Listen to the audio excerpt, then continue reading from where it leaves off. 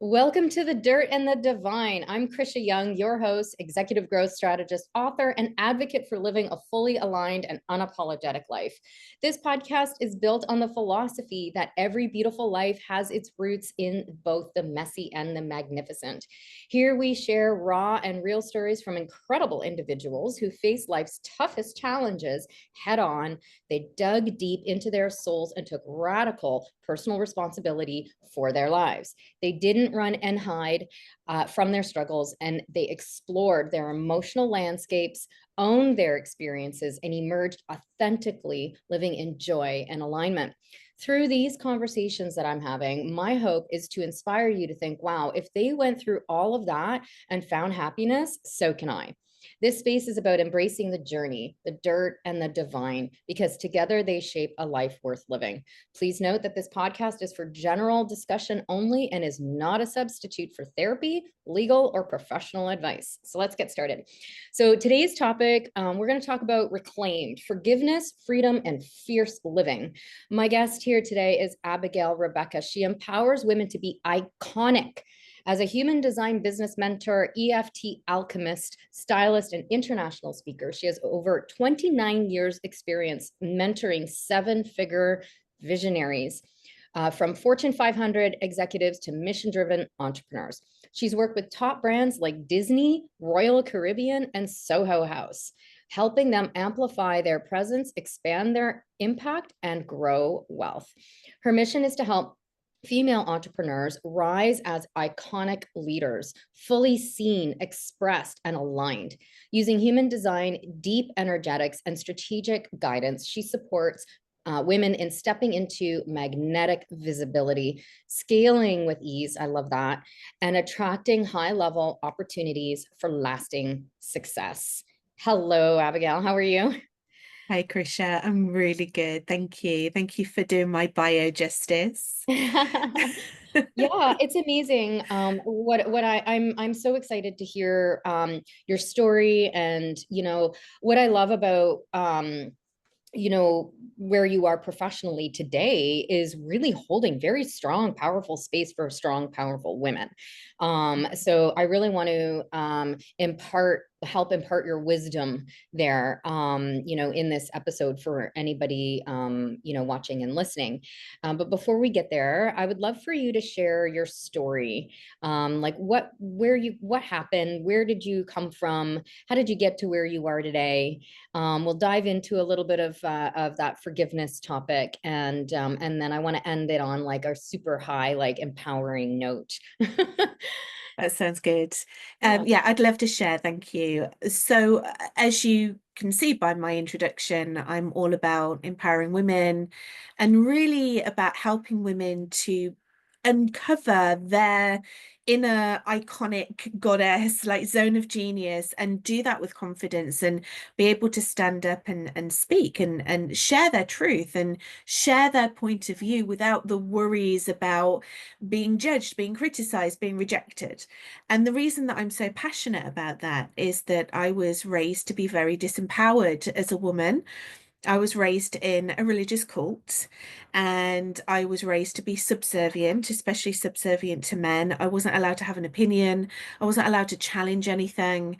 My father even chose my subjects at school. So I was definitely being taken down this road where basically my life would be, my fulfillment in my life would be to be a subservient wife and a mother to our children. And, I always say that that role in life is incredible, right? As a woman, that's what an incredible role that is to be a mother and to be a wife, but only if you choose it. And I wasn't choosing that. And I was challenging. And every time I challenged, I was told to sit down and be quiet and be a good girl. And that was kind of like the whole trajectory of my life until I got to about 16 years of age and I realized that I could make a decision. And that decision was either to stay in that life, and that was the life that was prepared for me, or I could leave and choose freedom.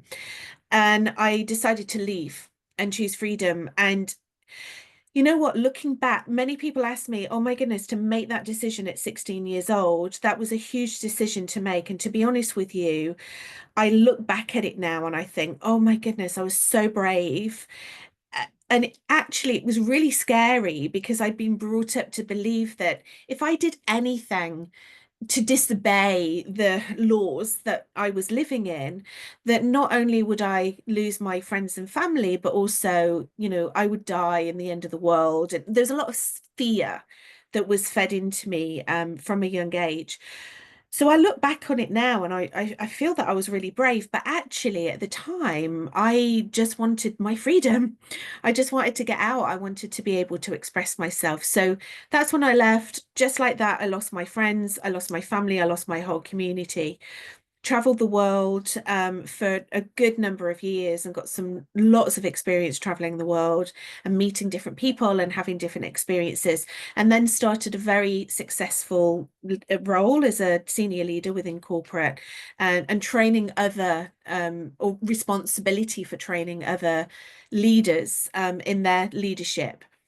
And then about 9 years ago, I started my business and really struggled, thought that I would be able to create the same success that I did in corporate, and I didn't. And that really helped me to look inwards. And I realized that I was just, spending a lot of money on coaching programs and training programs that were teaching me to hustle and work hard, and with all the best intention, of course. And it just wasn't aligning with me. And then I discovered human design. And human design gave me access to me, to start to see who I was and how my energy was. And I started to realize through learning about my human design that I'm not designed to work hard. I'm not designed to hustle. I'm not designed to initiate. And for the first time, I think in my life, I was able to really look at myself and see myself for the first time and start to heal myself actually from the trauma that had happened when I was younger. Even though I never thought it was trauma, it still showed up like that within my business, within my life. So I did a lot of healing. I discovered wonderful modalities for that, like Kundalini yoga, EFT, breath work, chanting. So it really, my business then turned into this beautiful, of course, like I think most of us, this beautiful personal development program, right? Uh-huh. For me.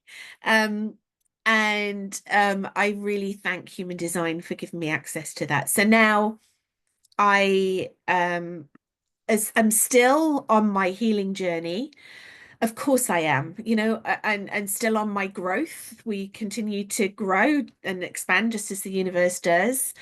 But I really love what I do. And you're right, I hold space for amazing women, iconic women, and I help them to really tap into their superpower and feel confident to be seen, helping them to find their superpower, helping them to create an iconic image so that they will stand out online, in stages, wherever they go, and also how to amplify their magnetic aura, how to attract success into their life. Because as you know, through human design, we're all different. So looking at their differences and how they can create that success in their life.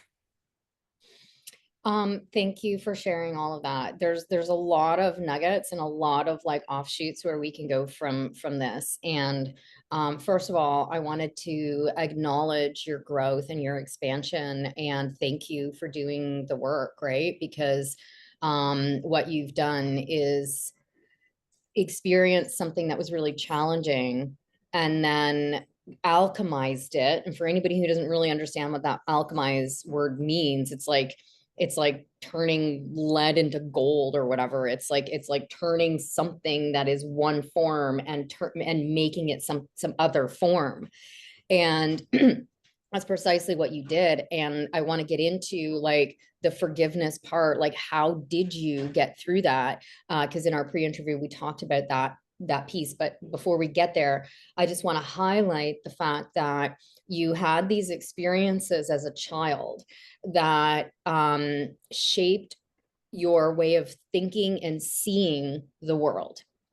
And this is what happens with like all of us, right? We're born to something somewhere, wherever we are in the world, we're born to something, right? And then we're conditioned in that particular environment. And that could be the country you're in, or, you know, or the race you're in, or whatever, right? The city you're in, or in your case, you know, being like born into a cult, right? And a type of congregation of mindset, right? And you just don't know what you don't know. And you grow up in those types of environments, you grow up in those cultures, in those environments.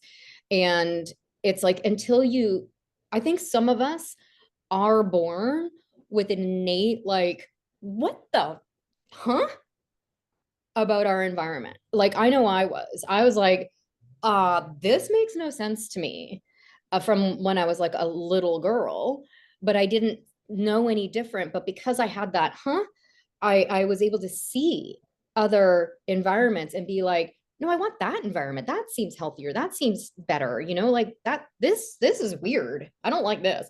And then some people are not, they don't see that.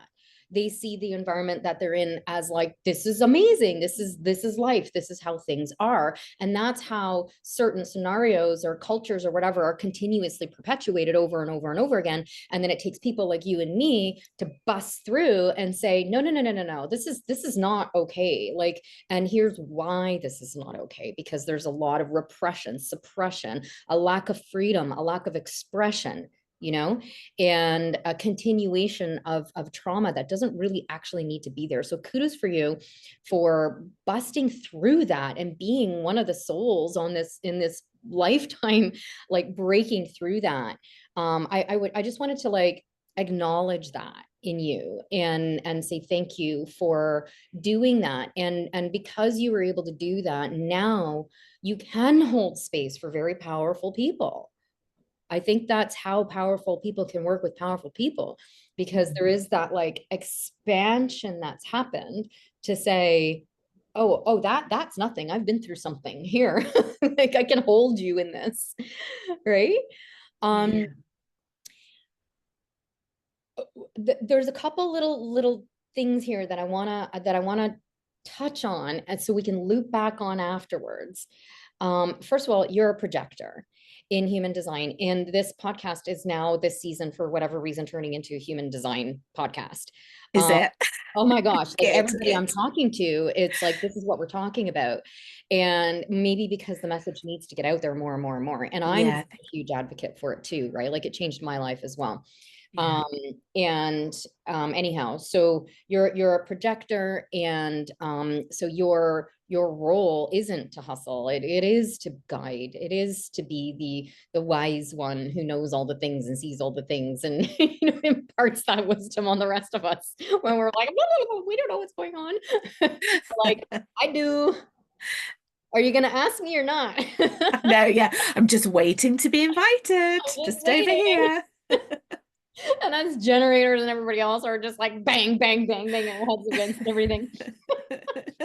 Um, and I want to touch on one thing is that you said, which was, you came from corporate, and then you started your own business, and then you experienced struggle in starting your own business. And for anybody who touched on that one or heard that one or resonates with that or whatever, I just want to say, yeah, because corporate has mega budgets. Like, they're sitting on millions of cash flow. You know, when you're an entrepreneur, you're sitting on maybe $100 of cash flow, right, at the beginning. And so it's like, of course you're going to fail. There's no, we can't compare corporate to entrepreneurship. We just can't out the gate, you know, we've got to build to that, right? And so I wish I had known that when I first started, because I was kind of like, why am I, you know, not fail, not anyway. So we can loop back on that one. Okay. I want you to have the floor. So tell us more now. Thank you. Tell us more now about your path to forgiveness. So you experienced this thing, you know, in your childhood, this trauma in your childhood. You broke free at 16, you started traveling, started like seeing all these other parts of the world, and you know, started working and being of service to the world. But tell me how you managed that relationship with your family, and what happened there. Well, there wasn't really a great relationship, to be honest with you. So, I mean, there was some relationship there with my parents and my siblings, but it was very broken. And of course, I was doing all the things that they thought was wrong in the world. I was just going out there and being a normal teenager and, in my 20s, a normal girl in my 20s, not particularly going wild or crazy, but really going against their teachings. And you can imagine as well that they loved me a lot and they were bringing me up in the way that they thought was the right way. So they were fearful for me. They still believed all the things that they were being told about what would happen to someone like me. And they were worried and concerned about me. But to be honest with you, I think looking back now, the way that I coped with it, because I didn't really think I'd gone through trauma, a lot of people would say to me, "Oh my goodness," like they'd be fascinated about my upbringing. And I'd just kind of like brush it off. Of course, I'd be open and honest. I'd tell them, but they were the ones that were mouth open. And I was like, "Oh, yeah, yeah, that's the way it was." Anyway, so I was completely numbing out. So in my 20s, I was numbing out with alcohol. I was a party girl. I was working in resorts like vacation resorts all around the world, moving somewhere every 6 months. So I was completely numbing out on that. But still, I mean, don't get me wrong, having a nice time, like Yeah. living a good life. Right. And then in my 30s, I came back to the UK and I numbed out in corporate and just worked hard, hard, hard. And yes, as you said, I had a very nice budget and a very big team to support me in my work. It was only really when there were a couple of things that happened. So, first of all, I was a projector working in the corporate environment, trying to prove myself, trying to prove my self-worth by working hard, and completely burnt out and developed quite a serious heart condition. At one point, I was being raced to hospital with a heartbeat of 220, and it should be about 70. And they actually had to restart my heart, and that was really scary. I mean, it happened a couple of times, and I was like, yeah, I just used to, I was like so easygoing. I was like, yeah, yeah, yeah, whatever. And actually, in the end, I realized that I had to do something about it. My heart was literally breaking, and I knew that I didn't belong in that environment. And I had to, the leap of faith that I took when I was 16, it felt the same when I left corporate. So then I started my business. And I realized through that that there was a lot of trauma in my life and a lot of processing that I needed to do. And I think it was that space. It was because I wasn't that successful in my business. It gave me time. And of course, that then gave me time to reflect and start to, do the healing. And it was very traumatic at the time. It's like a whole grieving process. And then I discovered this, forgiveness, compassionate forgiveness. And I was like, ah, that's a load of rubbish, and didn't even touch it for a while. And it just kept coming up, coming up. And then I was going through some pretty kind of intensive, like renowned, like personal development programs. And that was really causing me to really, really go there and start to look at it and address it. And I realized, yeah, I was holding on to a lot of stuff. I was blaming a lot of people instead of taking responsibility for myself. I was blaming my parents. I was blaming my siblings. I was blaming God. I was blaming, the elders, the men that ran the show, and realized that I was very, very triggered. If I was in any environment where someone was telling me what to do, I didn't like it. So I realized then that I was being a bottleneck within my business, and how on earth can I hold space for the women that I wanted to hold space for if I couldn't even hold space for myself? So I really went there and I did the work. And you were talking about alchemizing, and I love that word. Like, there's always a gift in the wound. And my don't tell me what to do, don't tell me what to do. I have now alchemized that into a process and a way that actually we can use that in a really positive way. Instead of don't tell me what to do, it's like, this is what I want to do. This is what I stand for. This is my purpose. These are my values. And I'm going to create a stage to be able to speak about it. And that's what I really love to help. I love to work with different human design types, but women that really want to take a stand. And it's so important, especially at the moment, to take a stand and to express and to be able to, share what's important for you and maybe create movements and bring people with you. So that is how I alchemized my blame, really, really a lot of blaming of people in my past, taking responsibility for it and then transforming it into something that I feel very, very proud of, that's very special to me. Yeah. The thing that you hit on that I think is the most overlooked but most important part of personal development is the personal responsibility part, the ownership, taking that personal responsibility. You know, that's the tipping point when we can get into being run by our stuff and running our stuff, because we then have the wheel of whatever it is that we've alchemized, we've processed or whatnot. And when we're not in personal responsibility, when we're not in ownership of it, then the wheel has us, the trauma has us, um that's beautiful. Yeah. So can you tell me more about how forgiveness played a role, like specifically forgiveness? Because I know that it's like, it's such a hard thing, forgiveness. It's a hard thing for people to do because it's like, I struggle with it. And if we're looking at like Ho'oponopono, right? That I love you, I thank you, please forgive me, I'm sorry, Yeah. the forgive. And I know like with my clients, there's radical forgiveness, which is a whole like book and process, and there's worksheets that you can do with that. And whenever I've tried to get some of my clients who've been stuck in the harm of certain relationships, like narcissistic abuse or something like that, whatever, they're stuck, like, why would I forgive? Like, that person hurt me, or they hurt me, or this thing I was done wrong by, which is absolutely true. However, it's like wrapping your head around the fact that actually forgiving is for you. And when you're in it, it's like you don't believe that because you're just like, no. And so you want to continuously punish, right?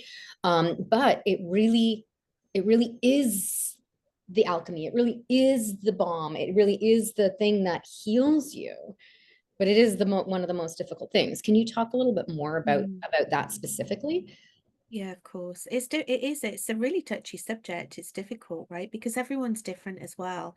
Everyone has their own trauma. Everyone has got their own things to process. And I can only talk about myself and my own personal experiences, and then the experiences that I witness with my clients. I can't talk to, you know, the horrific things that have happened to women that I can't even fathom, and I've certainly no experience of. But it's interesting because I did an intensive VIP day with a client today, and we were talking about this very subject, and she was sharing her experiences and what she really wanted to let go. And I asked the question, like, how is it serving you? So I think that this is the first step to really go there. And as triggering and as it might be, to really ask yourself the question, like, why am I still holding on to this? Why am I still not? Why am I still holding on to this? How's it serving me? What is it creating in my life by being able to blame others, or to, blame your situation for the way that you're showing up in the fact that you're not creating the life or the success, or you're not moving forward, or whatever it is you want to create. You can always blame it on something or someone, right? Yeah. And the thing is with that is that it's easy to stay there because society accepts that. Society be like, yeah, I know. Oh God, he was terrible. You know what? He was such a bad boyfriend. Yeah. And no one's challenging it. No one's going, hang on a minute, what are you taking responsibility for? Or how can you release that to move forward? So this is the first thing. And I'm not talking necessarily about taking responsibility for that particular scenario or situation, even though we can go down that road, but actually taking responsibility for your current situation. Right. Am I going to take, so me, 7 years ago, I'm struggling in my business. I can't even pay the rent. I'm showing up. I'm paying so much money in mastermind groups so that I look good. My ego, I can say I'm working with this coach, I'm working with that coach, but actually I can't even pay my rent. Like, Mhm. am I taking responsibility for that, or am I blaming it on something else? So as soon as you can start to look at that and really understand from a third person point of view, what am I getting from not letting go of this and from holding on to it, you can then start to address it and start to look at the resistance to it, and also your involvement in it. And I feel that forgiveness and judgment are very similar, like that whole process. So we can be in judgment of people, or we can be in judgment of ourselves because there's something that we haven't forgiven about ourselves, or something that we haven't forgiven about someone else. So these people that we judge are a mirror for our own trauma, and therefore we judge them. And instead of addressing that, we just continue to judge them. And again, we're playing the blame game. For me, one of the biggest breakthroughs that I had in my personal development was compassionate self-forgiveness, for really looking at the way that I judged myself and realized that actually all the people in my life that I was maybe judging or comparing myself to, or felt very intimidated by, because the women that I really wanted to work with intimidated me. Right. Yeah. I was like, I really want to work with you and I want to be paid this much money to work with you, but oh my God, I'm so scared of you. Like, so I would, so Yes, I, that's true. so I had to start this process. And I was introduced to compassionate self-forgiveness, and a lot of free writing, a lot of journaling. And I'm not a writer. I love to speak. I'm not a great fan of writing, but I did it. I did the work, and I did it every single day. And I realized that I was really nasty about myself. Mm. There was some nasty stuff that was going in, hidden, hidden, hidden. And my ego was like hiding it, hiding it. And I got so much resistance to it. And I was getting so frustrated and angry, and it was all coming up. And that really opened up the channels then for me to be able to start the process. And then the forgiveness part, it wasn't a huge process. I mean, the way that I did it is I did this work after my parents had passed. So my mum died like 7 years ago, 8 years ago. My father died about 11 years ago. So I couldn't physically have this conversation with them. So I wrote them letters. I wrote letters and I asked them to forgive me for the role that I played in it. And that was difficult, but I did it. And then the most difficult thing for me to do was to actually make a phone call to my brother and my sister separately. I hadn't spoken to my brother in like 15 years. I hadn't spoken to my sister in 5 years. And I phoned them and had a conversation with them and asked them to forgive me. And I shared with them that all my life I'd blame them. I'd blame them for, not supporting me, not being there. And actually, I was now taking responsibility for. And it was the most, I mean, I'm so emotional when I'm sharing it because it was so beautiful. Because I know that with my brother and sister, I'll never be able to have that relationship with them. We have very, very conflicting ideas about things, and they're actively encouraged not to be mixed with me. So they're not even allowed to do that. But I will always, always be so grateful for that work because it enabled me to have a conversation with my older sister who was almost like a mother figure to me and still is, and my brother, who I absolutely adored when I was growing up. They were a lot older than me, and I told them that I loved them, and they told me that they loved me. And we haven't spoken since, and that was about 4 years ago. We haven't spoken since, but I will always know for the rest of my life that my brother loves me and my sister loves me, and they know that I love them. And for that, that's the greatest gift. And in that moment, it all went because I stopped trying to prove myself right. I stopped being right. I was like, it's my fault. I take responsibility for it. I'm not right. It's not I'm right, you're wrong. It's like we're both human and we're having a human experience. And I was able to release that. And that is really when things started to transform for me. I don't know if people really understand the depth of what you just talked about. Like, I just want to pause here for a second because what you just spoke about is incredibly hard to do. Yeah. You know, like they're just words that you're saying now, but at the time, and I know the depth of this because even I haven't been able to get to that depth with some people in my past. And I know, so like what I'm saying is like I know what it takes and I know what my resistance is in that. And I know that like there's more um that needs to happen inside me to get there. So I just want to like really like revere that for a moment, you know, not from a place of ego or anything like that, just from like a purely like holy shit spiritual place. Like it takes a lot to get to a point of saying like I'm sorry when you're in a situation that you didn't cause. technically Yeah.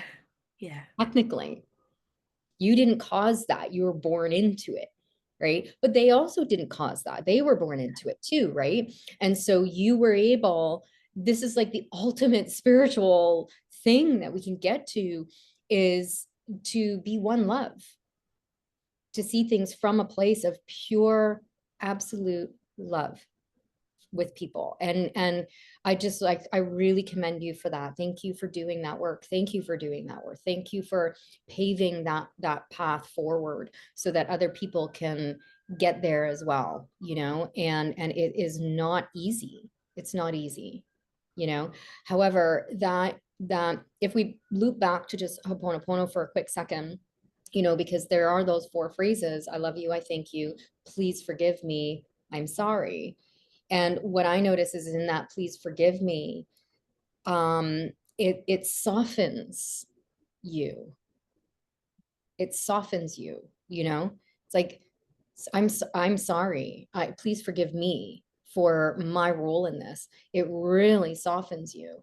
And there's a fine line here of being a martyr, right?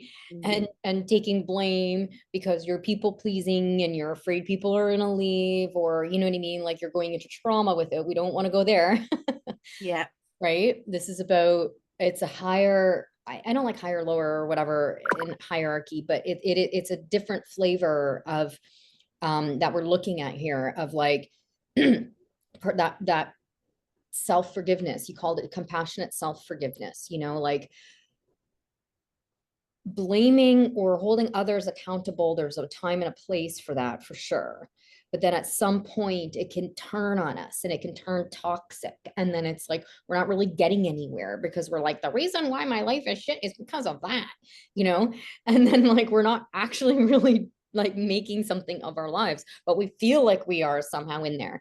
And that is ego. And like I love to call our ego like our best friend, you know, when we're in that space, because it is our best friend and it's like that ally, like that like gangster, like where I'm gonna get out there and like whatever, you know, like it's that gangster, you got all your gangsters with you, you know, but it's like your ego, you know, it is your ego, and you need that sometimes, you need it, Yes, you know, you you need do. it. there's like these stages that we go through. I wrote a book on boundaries, and I've got this boundaries quotient assessment that's like where BQA, like where are you on your boundaries journey, right?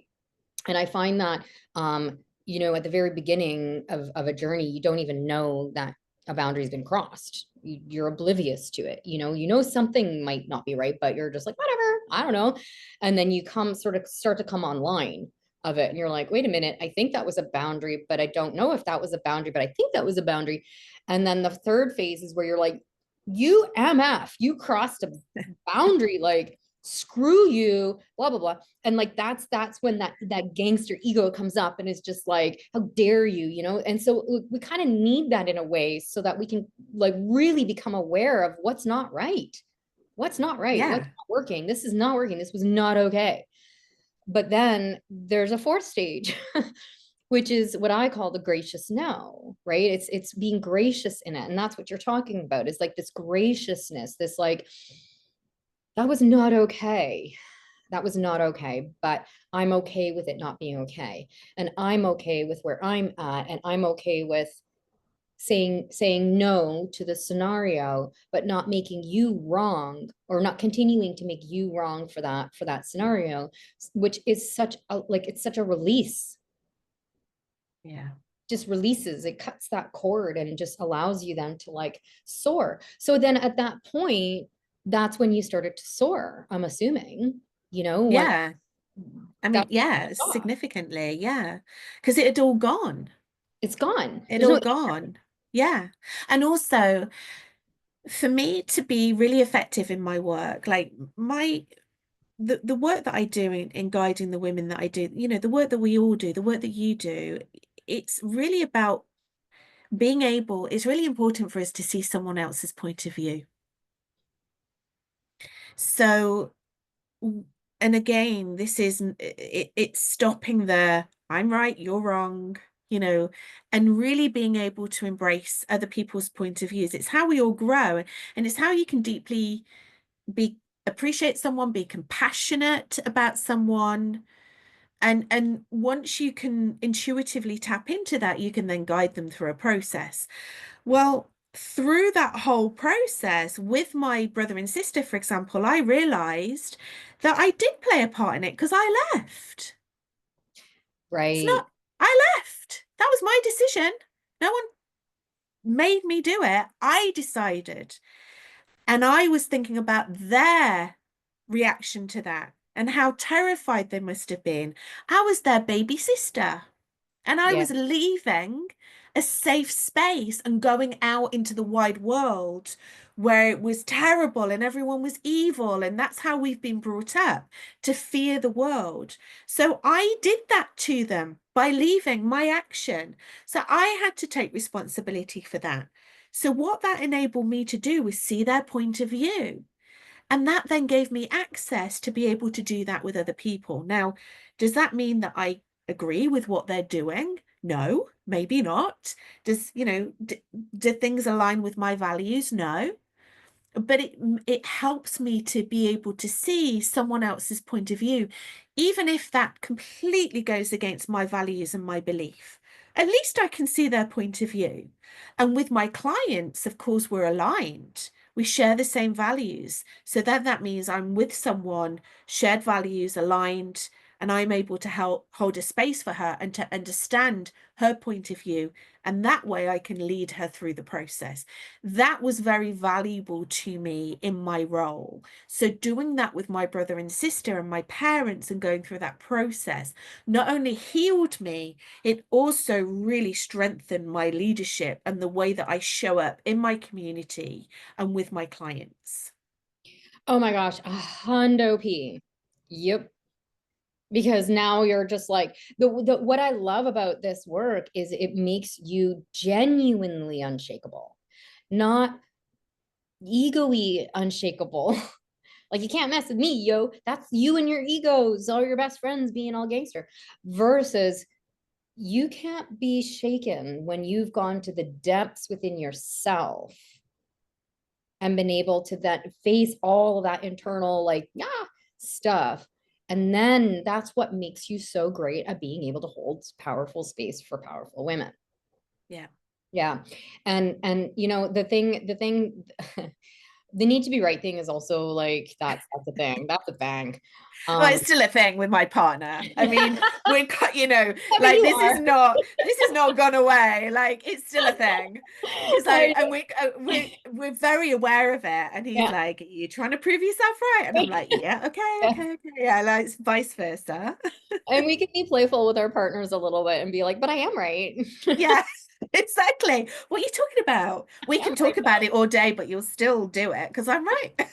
though. Yeah, there's nowhere more challenging and fun and playful maybe than doing this work with a partner. That's for sure. Yes. That is for sure. Yeah. When they're doing the work too. It's that's when it's Hmm. fun, when they're doing the work too. Yeah. But this whole other people's point of view, I have to say, and maybe I'm categorizing or whatever here, but I do think that that is a projector superpower. I have my partner's a projector, my ex-husband's a projector, my son is a projector. I have lots of projector friends, and I'm not a projector. I'm a generator. And I don't know, maybe it's just me, but you guys just bring so much perspective to me. I can be sitting here like about something, and then if I'm speaking to someone who I love, who loves me, who's a projector, they're always like, yeah, but did you see this perspective? And I'm like, no. Like I literally sometimes cannot see the other person's point of view. I cannot see the other person's point of view. It's like I don't know if I don't know if that's a block or if that literally is I just cannot. What I do, I mean, that doesn't make me completely compassionless. Like I do feel energy, and I do understand people at a very deep level, and I can you know, I can work with people. I'm not a difficult person, but it's like I just find the way projectors do it is just like it's the skill set that I'm like in complete awe of, you know, like you guys really do see, you see things, and it's such a brilliant superpower that I'm a little envious of. um But not always appreciated, yeah, especially well, if we're not being asked to give our it's true. insights. It's then like, So true. Oh my gosh, it's so true. It's so true. Um, wow, this has been such a beautiful conversation. Thank you for going so deep. You went and I want people to understand how deep you went here. Maybe it might not sound like it if you haven't done this work, but to really get to a place of where you went to with your siblings and that level of forgiveness is like a billion layers deep, you know. So thank you for doing that, and I just want to impress upon people that particular point and how not a lot of people do that. So thank you for doing that work. Thank you.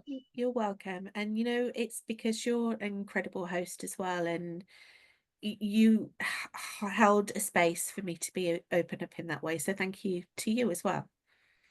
Well, you're welcome.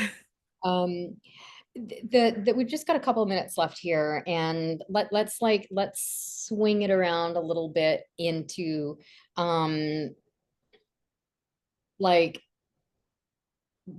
entrepreneurship and business and the fun side of it, and like how do you help women become iconic? Like let's talk more about that, you know, like okay, so we've gone through the depths, we went through the dirt. Yeah. Now We you went have the fun.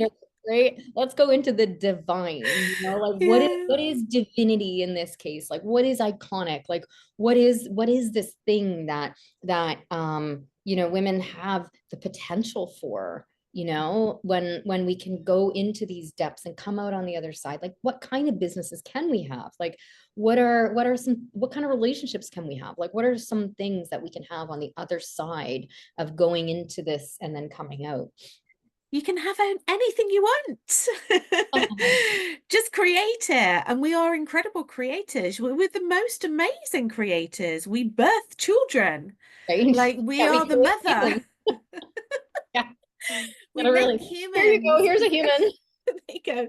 So we can, I truly believe that women are incredible leaders. And when we look at, I always talk about Age of Aquarius, right? So we're moving out of this hierarchical, patriarchal structures where, there were certain people that held all the money and the knowledge, and everyone else was kind of blindly leading them. And we're now coming into this new paradigm where it's very much like information sharing. We've got knowledge at our fingertips. Google, AI is all there. Of course, there's still things that are kept from us, but we have a lot more knowledge. And really, the businesses that are really thriving are businesses that are in collaboration, partnerships, collaboration, information sharing, supporting one another. And we're so good at this as women. Once we have overcome any kind of, done that work, and we're not in competition with one another anymore, and we're not envious of one another, when we can really come and appreciate one another, we can do fantastic work together. So this is all about community. This is about relationship building. And that's why I love human design, because when you can truly love yourself through deep appreciation, self-value, really knowing yourself and your strengths through human design, you stop comparing yourself to everyone else. Like, I could never keep up with you. You're a generator. Yeah. Like, I would never, ever have your energy. Yeah. And the way that you can, like, you'll be able to manage projects and people and things, and, like, be able to have that energy to carry it through. I'd be stopping and having a nap. Yeah. I can't do it, but for many, many years, I tried to keep up with generators, and I can't do it anymore. So really understanding yourself and appreciating yourself. So deep love, that iconic status comes from self-value. Once you value yourself, the whole world values you. And then let's show up in that and have fun. So, the way Yeah. that you show up and be visible, there's different ways that you can do that. The way that you dress, the way that you express yourself through your clothes. You start to tap into your inner child and have fun.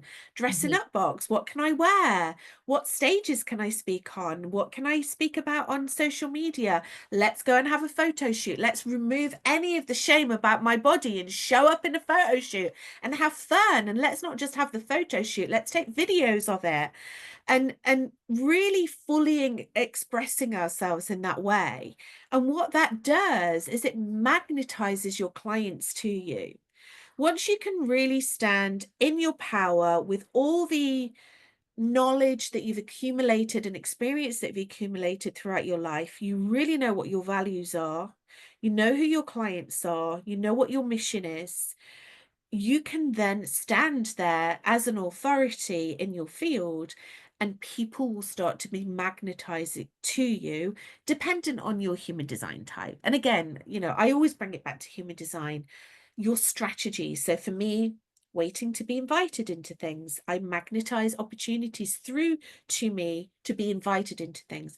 For you, it would be to respond to something. You're constantly attracting life into you, and you've got different things to respond to. So by following our strategy in human design, I truly believe that we can show up fully in our iconic status and have lots of fun while we're doing it. Here, here. I so agree with you. Everything that you just said, everything. I echo absolutely your entire sentiment right there. And maybe we should record a second podcast on that, like part two, like continuing that part of the conversation, because Yeah. I agree. And like the biggest game changers for me have been like knowing what my design is, and knowing that I'm a generator, and understanding, responding, and understanding what my channels are, and understanding that some of my channels are projected channels and I need to be invited for those things. And decision making, I think you're emotional authority too, right? Um, Yes. so decision making being something that's like over time. I actually recorded another podcast episode with Hannah Chapman, and we were talking about decision making and the difference between like a, say for example, a splenic or a sacral authority and an emotional authority, and having those things honored. Um, really what I'm hearing is honoring who you are and your values, and what I call inherent lovability. I'm a big values person too. Like, know what your values are, because when you know what your values are, then it's easier to make decisions. It's easier to know where your like arrow is pointed. I'm a Sagittarius, so my arrow Oh, is nice. pointed somewhere. Um, and I love what you said about like, dressing, and like I recently moved out to Vancouver, Canada, um, like in 2021. And I always had a love for like color. And I started like years ago when I started this work and really tapping into my femininity. I started to wear like get rid of like my kind of more boxier sort of like outfits that didn't really resonate with me, and started to play a little bit more, play with color and play with shapes and play with like sexiness and enjoying the sexiness of my body and things like that. And fast forward to now, I'm like, whoa, like way into, this different kind of like expression, and like for example, earrings like this, I mean, they're no big deal. Like this is not even a big deal. But once upon a time, this would have been like, whoa, I'm wearing something so big and so fancy, and this is like grocery store. It's It's like gorgeous. They're it's just gorgeous. grocery store stuff, right? Like, I mean, not to diminish, like I am dressing nicely for this. However, this is nothing, and so like bigger, bolder, more colors, more expression, more, and I'm only at the beginning of that expression of who I am from a fashion perspective or a style perspective. I'm still just learning all of that about myself. And if I hadn't, like, even my nails, I've got some like kind of interesting tips going on here, these kinds of things I would have never done, a few years ago. It would have been like more like conservative and tucked in because I was afraid to express myself. And I find that also in my personal life, having people who are further down the path than I am in expression, one way, shape, or form, is also really helpful. And I've got a girlfriend of mine, she's a fashion designer, and she's way out there with her stuff. And I'm always like, dang it, like if I'm going to hang out with this chick, like I got to up my game. I just feel like so I, plain. I've just come back from a retreat with the former editor of Vogue, the What? former editor-in-chief of Vogue Germany. Can you imagine being like, yes, so Okay. I get it. Like the Okay. fashionistas, they're coming our way. Yeah. Cool. Now I'm jelly. I want to meet her. Oh my goodness. Okay, Abigail, you're such a lovely guest. I could keep talking to you forever, but I want to give back the time to you, and I want to give back the time to our watchers and our listeners as well, and say thank you so much. This has been one of my favorite episodes, so far. So thank you for bringing your such beautiful energy, such beautiful truth, raw, real truth, and that deep, what I call spelunking. Spelunking is, for people, I think it's actually a sexual term, but it's also I've heard I can't remember what it means, but it's like when you go cave diving. And so when you go cave diving, like into the holes of the caves, which I would never freaking do, like claustrophobic here, never. But spelunking is when one person's at the top of the cave and the other person's the one going all the way down, down, down, down, down. And they've got their headlamp and they're held onto by, that like freaks me out. But anyway, they get their headlamp and they're holding onto a rope. So when we are in our depths of like getting into our thing, we're spelunking deep into our own inner depths. And that's what you shared with us here today. So thank you for spelunking with us in the non-sexual way. No, straight away, as soon as podcast Yeah, finishes, right. Google Splunking. We're going to Or break the don't, internet. It's going to trend. or don't, because you never know what's going to pop up for you after that. Your phone's going to be like, oh, she likes this. Thank No.